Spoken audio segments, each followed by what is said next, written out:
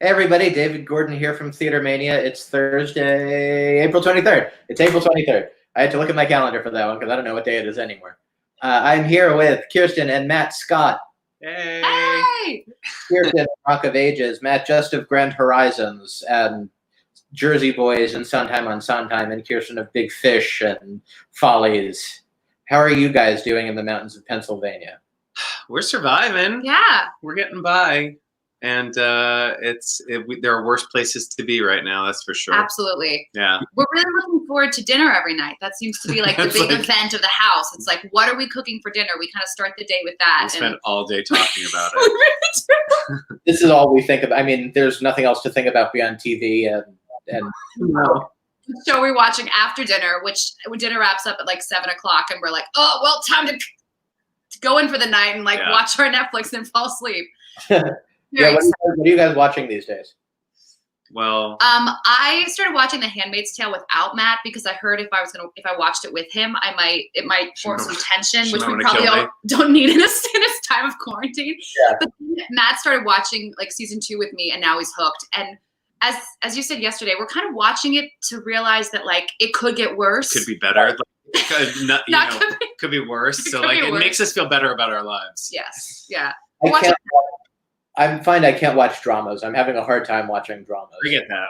We always have a palate cleanser though. We'll watch like a couple episodes of Handmaid's Tale, and then as Matt said, we have to have like a palate cleanser. I need Moira Rose. Like at the end of the night. We go to Moira Rose, or like our favorite sitcom that got canceled after like 3 seasons is called Happy Endings. Have you ever watched that? Yeah, Happy Endings. Yeah, I know Happy Endings. It's a brilliant show. So it's like it just hit. It was like the cast, the writing, everything flies. So we watch that or some Schitt's Creek and try to cleanse.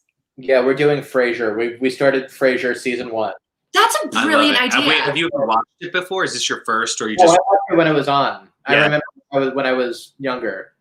There's my amazing. first time watching it. It's so good, and David Hyde Pierce is so brilliant. My favorite episode is the episode starts with him. I don't know what season it is, but he does a full-on mimed, like the cold open is just no sound, him ironing a pair of pants. We just watched that one. It's the most inspired bit of like physical comedy. It's genius. He's actually coming on to do this on Monday. You heard it here. Oh my gosh, the sweetest. My wife worked with him for several years, so he's a pal of hers and oh, I love that. very nice guy. Actually, he's the nicest person on the planet. Totally. Nicest, kindest, and just talent. Yeah. Beyond. Yeah. So we're watching Frasier, and I'm doing an Israeli series called Fauda. Have you heard of Fauda? No. It's a terrorism. It's an Israeli terrorism drama. I thought you said you can't do dramas. That sounds. I know it's a thriller. Well, it's a thriller. Funny. I know. It's funny. I'm trying to like dip my toes back in the water of actually watching like heavy things. Yeah. But I can't. I find I can't watch it before I go to bed because then I'm up all night and I want to actually like binge through it. Yeah. Oh, totally. It's sort of like Homeland. Well, and Kirsten to catch up on that. Oh, yeah. We spend so much time like traveling apart that it's virtually impossible to watch everything together. And I'm ahead of her in Homeland, so she has to catch up so we can watch the final season. We started Ozark. We kind of dropped that once he got into Handmaid's Tale. We still have to go back to Bloodline. We have like a lot of dramas that are kind of like on the target, but we haven't. Yeah, we don't you got see to Kim's through. Convenience. Oh yeah, Kim's Oh, Convenience. that's fun. Yeah. Yeah, super cute. Yeah, and I love it because when we toured in Toronto, we stayed very close to like right around the corner where they film a lot of the show. So we're like, oh, Dundas, Queen Street. Yeah, so it's been like a fun little thing to kind of reminisce about. And Bloodline with your old Big Fish co-star, Mr. Butt. Oh my God! Wait, say that again. He's saying Bloodline. Oh, Bloodline. Yes. Yeah. That's actually why I started. Well, of course, that's why I started watching it. And I will never forget. I was in physical therapy at the time. He had just finished shooting. I think it was the first season, and I went into physio arts, which is no longer a thing. And I see this guy sitting, like I walk in the room and there's a guy sitting right here.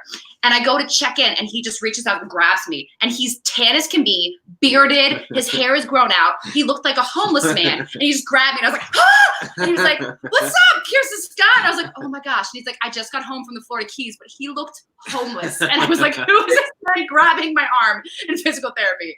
But it was the most beautiful. I've never been to the Florida Keys, but he just talked so highly of it. I would love to go vacation there. But yeah, we also need to see the rest of those seasons. Yeah. On it. So people watching at home, if you have questions for the Scotts, pop them in the comments. We'll get to them. Matt, you had just finished Grand Horizons. Grand Horizons had closed.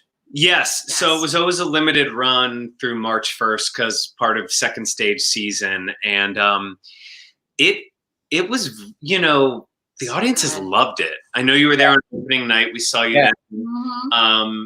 And I covered in the show, and I covered the three young guys. I covered Ben McKenzie and Michael Urie and Malik Pancholi. And I went on in the final week for Malik. It was super fun because it's a play and people don't generally miss. And he had a commitment. And so I got to go on for 2 shows, and it was very exciting to be on that stage. And I think at one point I told Kirsten that, like, because I had this great scene with Michael Urie. And at one point I was on stage with him, and I just had this moment come over me where I was like, that's Michael Urie. He's really stop, focus, you know, act with him. It was fun. It was a blast. It was amazing because I did not think I would get to see it because I'm in a show right now, and my amazing company managers and stage managers gave me a night off to go see the first performance. And cool. It's one of those things when you see your partner, you know that they're going to excel because you're like, I chose this person. They're incredible. They're talented. But it's so amazing. It was one of the first time. I mean, I've seen Matt on stage a million times, but it's the first time I've seen him in a Broadway play. And he exceeded my expectations, and I've never seen him so calm and confident on stage. I assumed, you know, he'd say all his lines right, he'd do everything, but he like took like a moment to like breathe. And my favorite part was watching him at curtain call. He grabbed Priscilla Lopez's hand, and they took a bow. It was her 70th birthday that night, remember? Yeah. And he took a bow, and I saw his tears welling in his eyes. I'm like bawling, and then I saw him go down the list, all of the cast members, and go, oh my gosh, oh my gosh, oh my gosh. He clocked every single person he was on stage with. And I just saw it go, him have like a moment with each person. Like, I cannot believe this is actually happening. It was really special. It's really funny because I've been doing this long enough that I don't get starstruck over people anymore. And when I do, it's always like the most random and like the weirdest people that you wouldn't really think of. And then like I'm at the meet and greet and I'm talking to James Cromwell, and I'm like, that's James Cromwell. Totally. And he's gigantic. He's like 20 feet. 6'9". And so soft-spoken. He's like, a full-on vegan, has been for like 30, 40 years. Vegan, no sugar. He's a totally zen character. It was really fascinating. You know, as musical actors, we don't get to do a lot of plays. We've done them, but like to get to do a play in New York or on Broadway as a musical actor is like a special unicorn if people take it seriously enough to let you and it's just a different vibe. It's a very different vibe from day one, and they were all very, very lovely and accepting of me and very, very kind. And I still email with Jane Alexander. She's in the woods in Nova Scotia, and she emails about the bears in the woods and the berries she's picking. There she is. Amazing. It's amazing. On the polar opposite end of the spectrum, Kirsten, you were doing like the most raucous show in New York. The literally most raucous show in New York. And I actually, right before the pandemic hit, I shot an episode of The Good Fight. And I'm used to like, you know, going on stage every night and like having this like insane amount of energy, both from our band and the ensemble. And our show is so high energy. And I walked onto this TV set, and the first day we had like a staging rehearsal, and I was like, hi, nice to meet you, I'm Kirsten. They're like, oh, you're a theater actor. and they're like, dial it down. Yeah. And then I was like, and by like, you know, like second week of shooting, I was like, hey, what's up, you guys? How's it going? Like I slowly got into that like Zen realm. But it is so interesting. I feel like as theater people, we come into things with energy because we know that it takes a certain amount to like top 8 shows a week. You have to kind of like start here. But it's so interesting the different vibes you get from the different, I don't know, mediums of actors. Did you guys close on March 12th the way everything else did, or did you play any other performances? Yeah, we closed. That was a Thursday, right? Yeah. Thursday. Yeah. So I remember I was sitting on my couch. I was, you know, keeping up with everything. And then I was like, oh, Broadway announced that they were going to go dark that night. and it was like maybe 4:00, and we were waiting, and then because we only seat 500 people, and I think at that point it was the governor said, you know, gatherings of 500 and more, but because we're New World Stages, they then took into account that every show would have 500 people, and there was no way to be like pick and choose which shows could have 100, which could have 200 to make that work. So then they closed us that, or we went on hiatus that night as well. So I think at like 5:00 we found out, and the first thing I did was I went on Hertz and I was like, hey Matt, we're driving to Pittsburgh tomorrow. And we didn't have any, you know, like nobody. We were like, oh, we'll leave town for a week because that's all this is going to be. And we got in the car thinking, well, we'll come back in a week because I was doing a reading the following week, and Kirsten had a reading and a call back and a thing. We're like, and we packed for a week, and we've been here for 5 weeks, and we'll probably be here another, you know. So we were not prepared, like everybody else. We were not. Really I don't think anyone was really prepared. I forgot. And it's the saddest thing for me talking about Rock of Ages is I had literally just at the beginning of like March 5th or something, just interviewed Dot Marie Jones because she was coming into the show to play Dennis. She is goodness wrapped in a motorcycle mama, wrapped in an animal love. Like she is everything. She is, that is the greatest heartache of this all, because she had just come into our show. She'd only been in, I think, for 2 weeks. And if you know New World Stages, I mean, we don't have a lot of backstage room. So I remember when they announced she was coming to the show, I was like, is she going to be in the girls' dressing room with all of us? They're like, yeah, she's going to fit right in. So she was at the end of the dressing room. She'd come in. She's like, what's up, bitches, every night. And she brought so much light and joy, and she fit right in. We're all like, how is this going to work? You know, she's a celebrity. We're all kind of like people. You know what? I completely forgot about how, you know, that we're not going to have her back. Cause I just assume, you know, come, you know, whatever the month is, that we're all going to get back, but was supposed to end. So I don't think that they're going to bring her back if you know, when we reopen.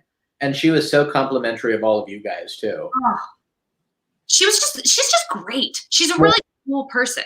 Well, I didn't realize that she's like a Rock of Ages super fan. Yes. And she's seen it like a zillion times. And that's how she was, and I'm sure she told you the story, but she was in Vegas seeing it for like, you know, the 50th time or whatever. And her wife was like, you'd be a really good dentist. And she was like, she kind of clocked that. And then they came to see it in January in New York. And that's when she reached out and was like, let's do this. And of course, the company was like, yes, so please. Maybe she'll come back in. She might want to come back in. Maybe she'll come back in. She would do it like, she would do it on a street corner. She would be. And it was so cool to have her do the gender bend with the role, because there were certain things that I was like, I used to always hit Dennis's in the chest, and there were certain things that I was like, oh, I can't do that. But then all of a sudden, like everything worked out, and everything that I did before was like, it was deepened, and she took certain moments differently, and it was really fun to have her, because it just made us all rediscover certain things of the show that we hadn't looked at since, you know, we opened back in June. Yeah. She's wonderful. She's a really remarkable person and actor. So I hope we get her back. We'll see. All right. Question for Kirsten. Big Fish is the most underrated show. What's your favorite memory of that show? Oh my gosh. I'm going to give you a twofold. One would be the Sitz Pro in Chicago, when we all sat at the Oriental Theater, where we premiered for the first time and listened to the overture. I think Andrew Lippa transformed that water theme. I don't know if you know Big Fish very well. There's a water theme that plays throughout the score, and when we heard that for the first time with the full orchestra, my heart. And then the second one is the first time we saw the daffodil special effects happen. And in Chicago, there were actually, I want to say in Chicago, there were more daffodils than in New York, because they kind of were figuring it out. And there were little holes drilled into the stage that I feel like I don't think we had this in New York, because I think you did. Did we? I think you and did. As that happened, there were little daffodils that came up through these holes. It was, and then the big backdrop, and then the wind effect came, and all the daffodils swayed in the breeze, and we were sitting in the audience just like, it was. That whole show was so beautiful. That was Oh, it was Stroman, right? The Magic. Yeah, it was Stroman. Yeah. It was just genius. It was so beautiful. I wonder if that show opened at a different time, because it was a really rough time, in the industry for shows to kind of stay viable. Because I have such a huge theory that so many shows go into the wrong theaters. And I think the Neil Simon was the wrong theater for that. I think all of those theaters are way too big for a show like. I think Big Fish is a small show that was just put in a big theater. I agree. I've said this before. An intimate experience. It's a really experience. I think we did a workshop of it, and I think the workshop version of it where we're using puppetry and very simple like theatrical magic. Yeah. Actually, in certain ways the best version, because it was just like a ragtag bunch of people, storytellers, like putting on a show, and these stories came from his mind, and they were simplistic, and like in the same way that kind of Harry Potter does very simplistic theatrical magic tricks that when lit correctly can be, have a larger effect. Yeah. I do think that it's a smaller show that, it would have possibly worked better in another theater, but who knows, but it will to this day, it's one of the most magical and special experiences I had. Every now and then I just find myself humming "Be the Hero of Your Story" if you can.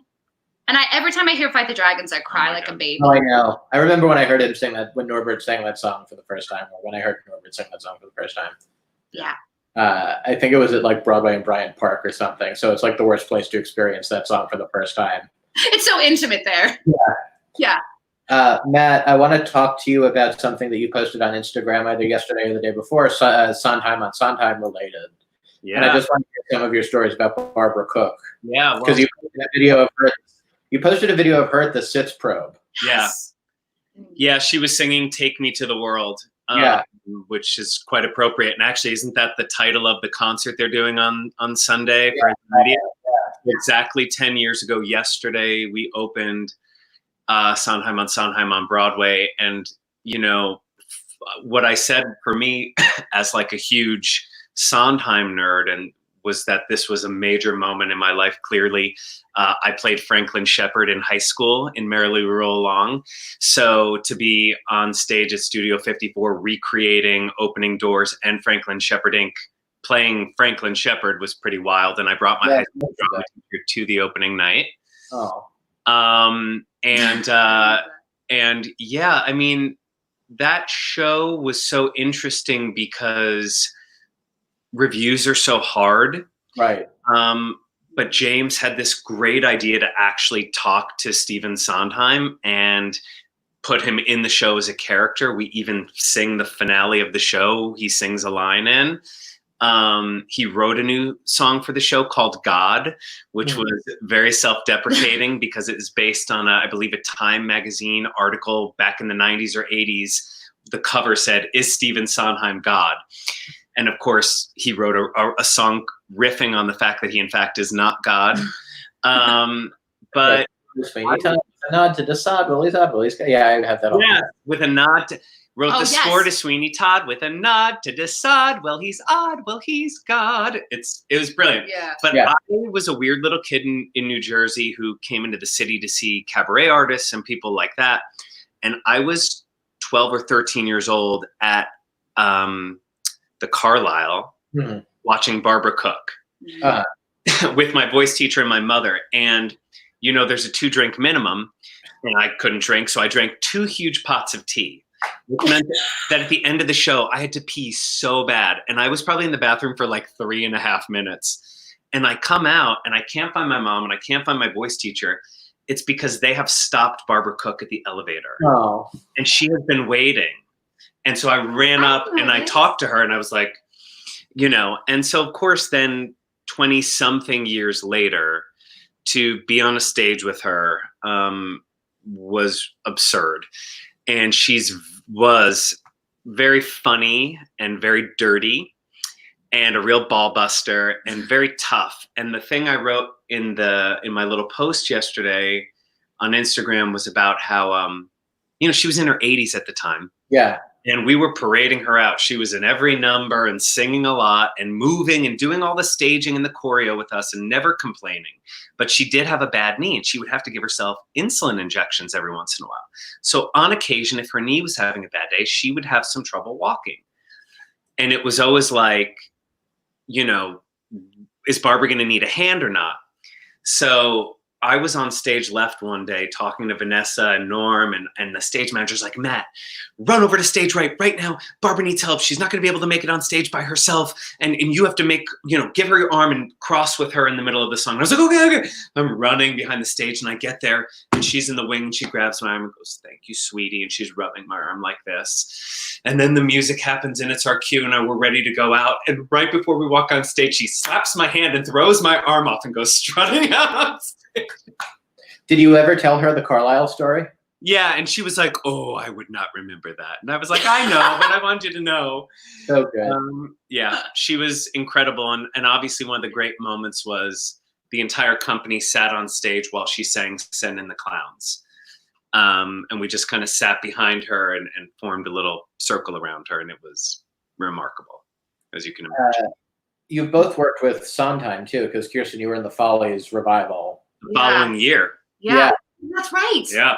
And he just, he does this with certain casts, but he invited their cast to his house for a dinner. Was it a luncheon? Yeah. Was it a luncheon? That seems like a luncheon. No, seems more like something. Yeah.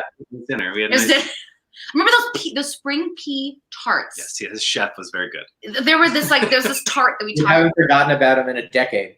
Oh my God.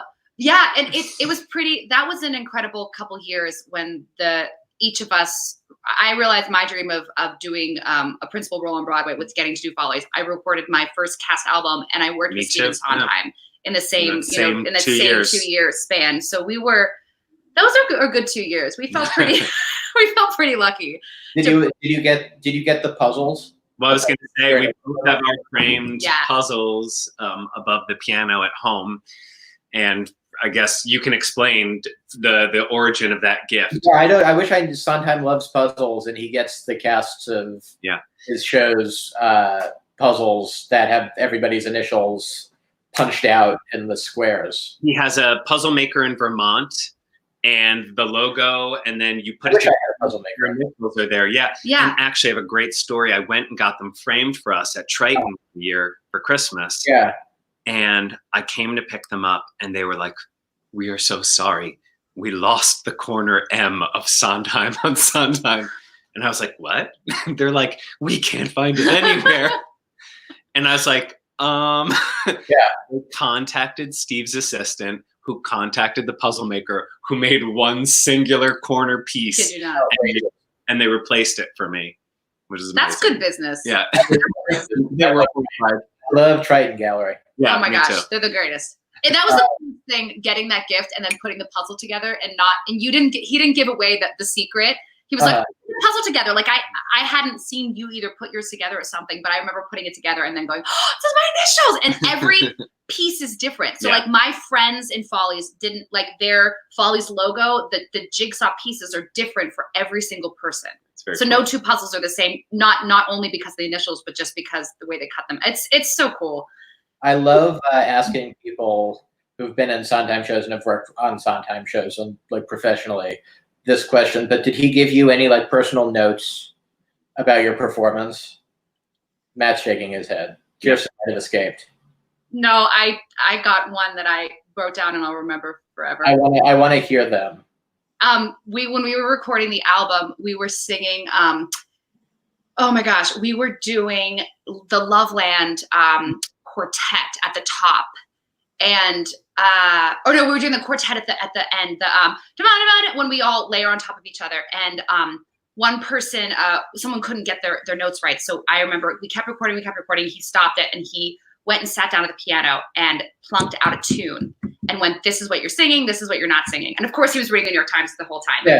Picked that out and heard it, and I was terrified because I was like, "Okay, now it's my turn." And then he went down the line and he went, "And you were perfect." And I was like, "Oh, forever." I think you're Kirsten, because I remember at the opening night of Follies in DC. I bent over to pick something up.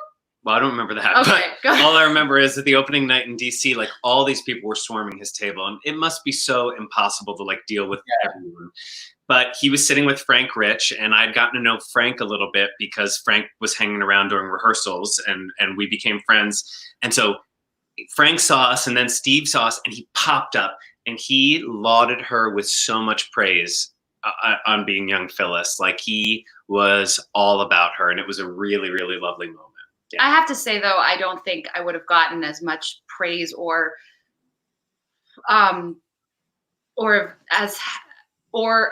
would have been as good as I think I was if it had not been for Jan Maxwell. I think there's nothing that I don't think my template would have been as vivid without her kind of leading the charge, because she was so remarkable in that role. And I love her. I love her so much. For Kirsten, one of Kirsten's birthday was one year. I had asked some people in her life to write some things for her. And Jan wrote the most beautiful letter about how Kirsten thought her whole process during Follies was about watching Jan and finding young Phyllis through everything Jan created.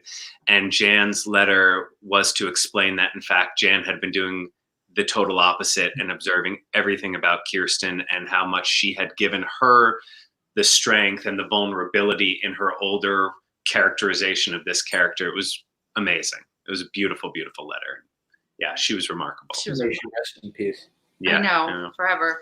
Matt, I want to hear your Sondheim story, and then. So Kirsten is right to say that when you're recording the album, you're in the booth, and then the musicians are between you and the engineers, and Steve sits in the booth with the engineers, and he does sit with the New York Times in his hand. And you're recording, and he's reading the Times, and you're like, this guy's not even paying attention to me.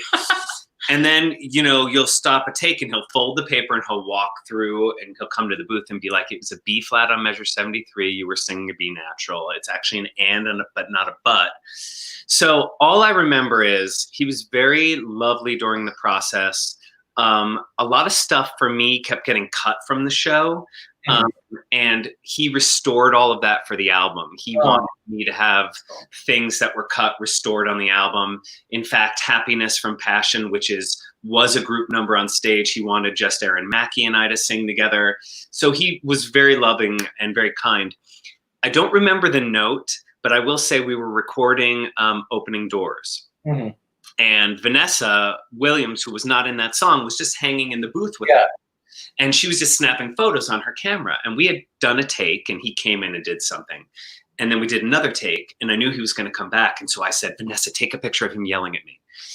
And he wasn't yelling at me, but I was like, take a picture. So all I have is this blurry photo, if you've been on my Instagram, seen it, of this Santa Claus looking figure with a black tip pencil in his hand giving me a note like this. And I don't remember what he said, because I was like, I just kind of froze in time in that moment.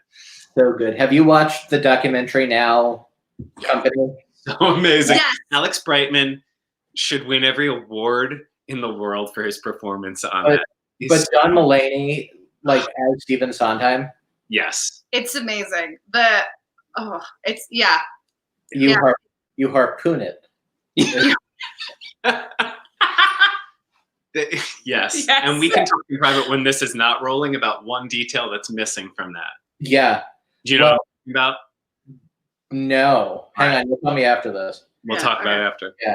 Thank you for coming on today and talking to me and helping me get through all of what's going on. Thank you.